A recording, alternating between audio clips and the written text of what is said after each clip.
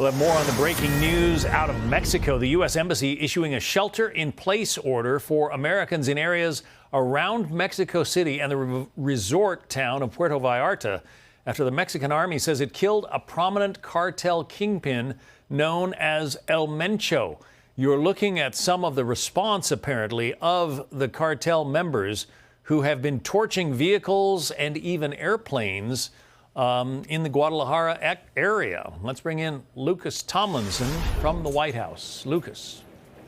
Well, good afternoon, John. So far, there's been no reaction from the White House about the series of ongoing gun battles that we are witnessing in Mexico after, as you mentioned, the drug kingpin and cartel leader El Mencho was killed by Mexican forces.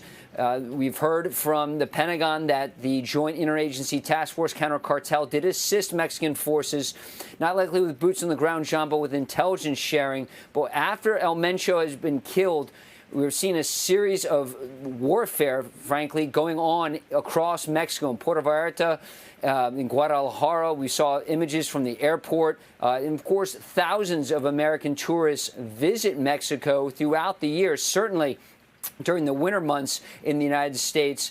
And right now, the State Department is warning all Americans in Mexico to shelter in place, particularly in Puerto Vallarta and the Guadalajara area. But after El Mencho is killed, we're seeing rival cartels engaging in gun battles throughout the day. We're seeing videos of Mexican special forces engaging in Mexican police on the streets. We're seeing a lot of iPhone video, as you can see here on the screen, some of the aftermath, buses destroyed, airports being targeted, and really a lot of chaos throughout multiple states across Mexico, John.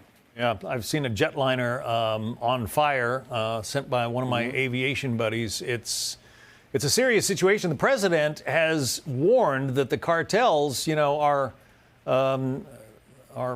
essentially foreign terrorist organizations, and he's talked about potentially sending U.S. forces after them. Doesn't sound like that is happening yet, Lucas. It hasn't happened yet, but many U.S. special operators have been active along the Mexico-U.S. border, John. And of course, when President Trump came back to office, obviously securing that southern border was a top priority for the president. In fact, something you'll probably hear Tuesday night in the State of the Union about how the border has been locked down. We're not getting illegal aliens coming into the United States. That's something the president has touted many times. But the situation in Mexico is very volatile, as we're reminded of today. You have rival cartel leaders, men who possess billions of dollars. They're engaged in the drug trade, a drug trade that is still active, very flourishing.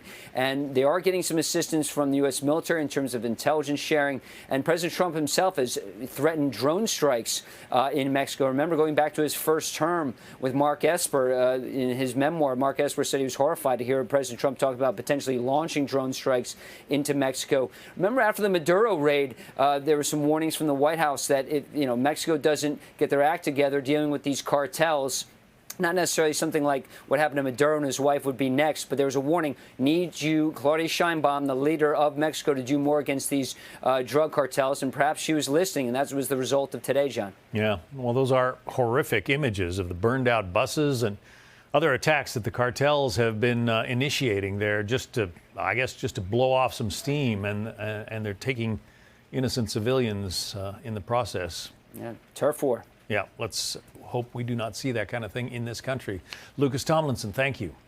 Hey, Sean Hannity here. Hey, click here to subscribe to Fox News YouTube page and catch our hottest interviews and most compelling analysis. You will not get it anywhere else. जज साहब, हमारे साथ अन्याय हो रहा है। हमारे सारे गुटखा भाइयों की हालत खराब है। ग्राहक कम होते जा रहे हैं। सरकार ने हमारे दाम बढ़ा दिए हैं। हमारी बिक्री गिरती जा रही है। हम बर्बाद हो जाएंगे। हमारा अस्तित्व खतरे में है जज साहेब।